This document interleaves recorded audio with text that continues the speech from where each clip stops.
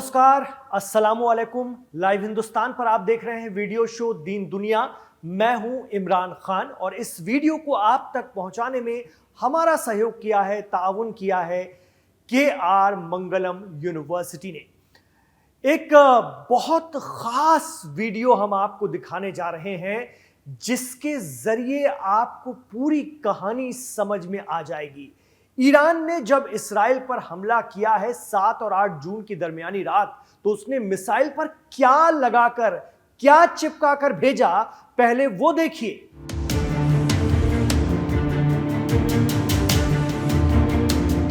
ऐ खुदा, तेरी ताकत के आगे इस दुनिया, इस जहान की कोई ताकत नहीं। सुप्रीम पावर सिर्फ और सिर्फ तू है।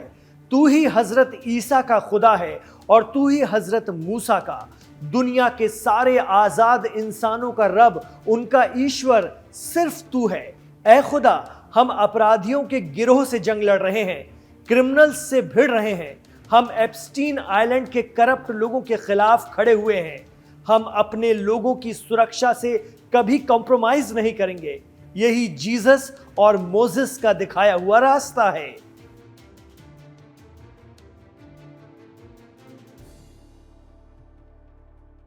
जी हां, यही इबारत लिख करके 7 और 8 जून की दरमियानी रात ईरान ने इस्राएल पर हमला कर दिया। लेकिन इस पर, मिसाइल पर सिर्फ यही इबारत नहीं लिखी थी, और भी कुछ ऐसा था जो बहुत बड़ा संदेश था, बहुत बड़ा पैगाम था।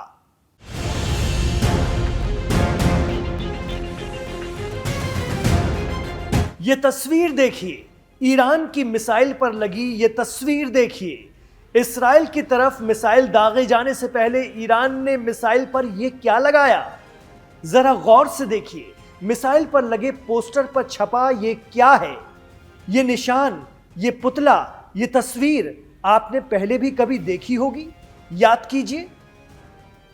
आइए हम बताते हैं। दरअसल यह है बाल, एक ऐसा प्रतीक, एक ऐसी अलामत जो खास तौर पर मिडिल ईस्ट यानी वेस्ट एशिया और उस पूरी सभ्यता में अत्याचार, जुल्म और जब्र के तौर पर देखी जाती है।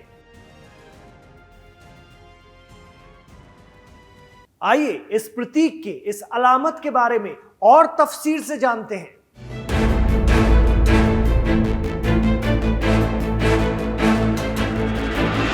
कदीम या प्राचीन लेवंत इलाके यानी आज के दौर के सीरिया, इस्राइल, लेबनान और जॉर्डन जिसको कहा जाता है, वहां पर यहूदी, ईसाई और इस्लाम मजहबों से भी बहुत पहले की सभ्यताओं या तहजीबों में जो कनानी और फोनिशियल कहलाती थी, उनमें बाल का जिक्र मिलता है। बाद में हिब्रू बाइबल में बाल को झूठ यानी असत्य के प्रतीक के तौर पर दिखाया गया। उसके बाद यहूदियों और ईसाइयों की धार्मिक परंपराओं में भी ये दुष्ट शक्तियों की अलामत माना गया। आज के दौर में इसे शैतानी ताकत के प्रतिनिधि के रूप में कुछ वैचारिक समूह पेश करते हैं। जनवरी 2026 के आखिर में जब एप्स्टीन फाइल लीक हुई थी, तब जब उसका जिक्र किया जाता था या उनसे जुड़े हुए वीडियो दिखाए जाते थे, तब भी इस तरह के प्रतीक का इस्तेमाल किया गया था। बाल को शैतानी ताकतों की परस्तिश करने वाले समूहों के सिंबल के तौर पर पेश किया जाता है। ईरान और कई देशों में राक्षस के रूप में बाल के पुतले का दहन किया जाता है।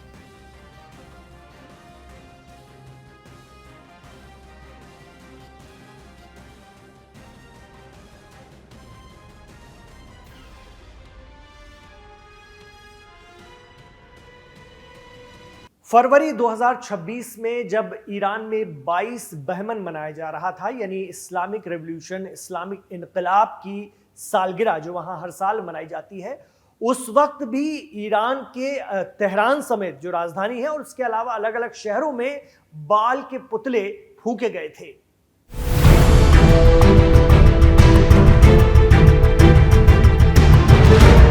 जी हाँ, ईरान के चौराहों पर, चौक पर ये पुतले नजरे आतिश किए गए थे। इसके बाद यमन में ईरान समर्थित अंसारुल्लाह या हूती ने भी बाल का पुतला जलाया था। तो ईरान की मिसाइल में बाल यानी शैतान के प्रतीक पर पासदारान इस्लाम का एक फौजी हमला करते हुए दिखाया गया है और संदेश भी कुछ ऐसा ही लिखा है कि दुष्ट ताकतों के खिलाफ ईरान लड़ता रहेगा, जैसे हजरत ईसा मसीह ने लड़ा, जैसे हजरत मूसा ने लड़ा। हजरत ईसा ईसाइयों के, हजरत मूसा यहूदियों के पैगंबर तो हैं ही, लेकिन इस्लाम के मानने वालों के लिए भी ये दोनों पैगंबर हैं। ऐसे में ईरान ने बहुत बारीकी से पैगाम दिया कि हमारी लड़ाई किसी धर्म के मानने वालों के खिलाफ नहीं, बल्कि दुष्ट शक्तियों के, शैतान के खिलाफ है। और उस कल्चर में, उस खित्ते में बुराइयों के रूप में बाल को देखा जाता है।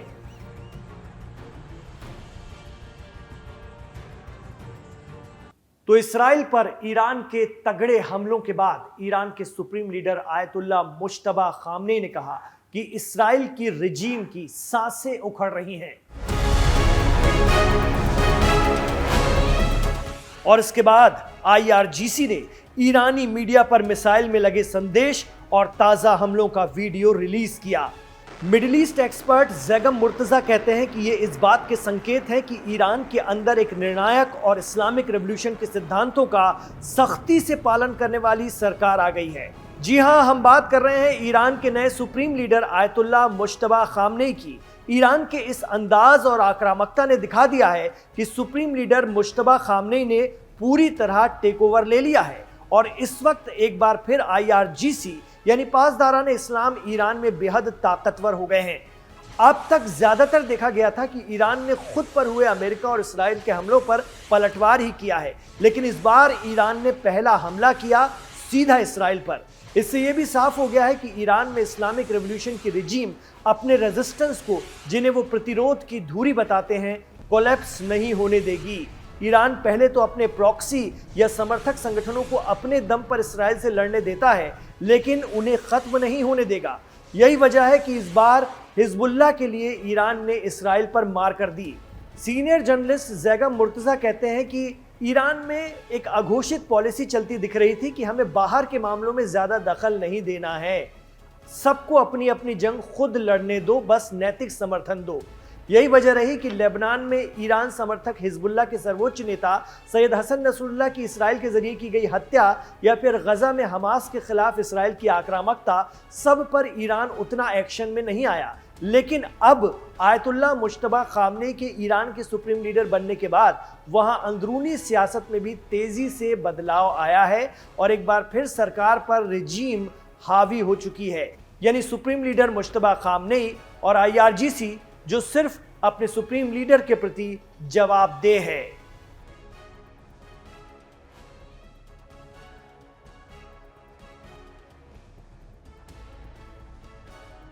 तो मिसाइल पर संदेश लिखकर, पैगाम लिखकर और बाल की तस्वीर यानी दुष्ट ताकत के प्रतीक की तस्वीर लगाकर इस्राइल की तरफ मार देना बताता है कि ईरान की आक्रामकता बरकरार रहेगी। वो किसी भी सूरत में सरेंडर नहीं करेगा, पीछे नहीं हटेगा। और अगर अमेरिका ने बीच बचाव नहीं किया तो ये जंग और बढ़ सकती है। एक रात ईरान ने हमला किया, हो सकता है दूसरी रात इस्राइल हमला कर दे या फिर ईरान दूसरी बार अटैक कर दे, कुछ भी हो सकता है। हालांकि ट्रंप कह रहे हैं कि वो सब सुलह समझौता करा देंगे, बात बहुत अच्छी हो रही है और दोनों ने एक दूसरे को मार लिया, अब खामोश रहना चाहिए, अब बस करना चाहिए। लेकिन कुछ भी हो सकता है। दोनों ही देश एक दूसरे के कट्टर दुश्मन हैं और एक दूसरे के वजूद को अपने लिए खतरा मानते हैं या स्वीकार ही नहीं करते। आप क्या मानते हैं, हमें कमेंट बॉक्स पर जरूर बताइएगा। इमरान खान के साथ आखिर तक कनेक्ट रहने के लिए आपका शुक्रिया। वीडियो को लाइक कीजिए, ज्यादा से ज्यादा शेयर कीजिए, आगे बढ़ाइए और हमारे चैनल लाइव हिंदुस्तान को सब्सक्राइब कीजिए और करवाइए। अपना ख्याल रखिए, अपनी दुआओं में हमें याद रखिए।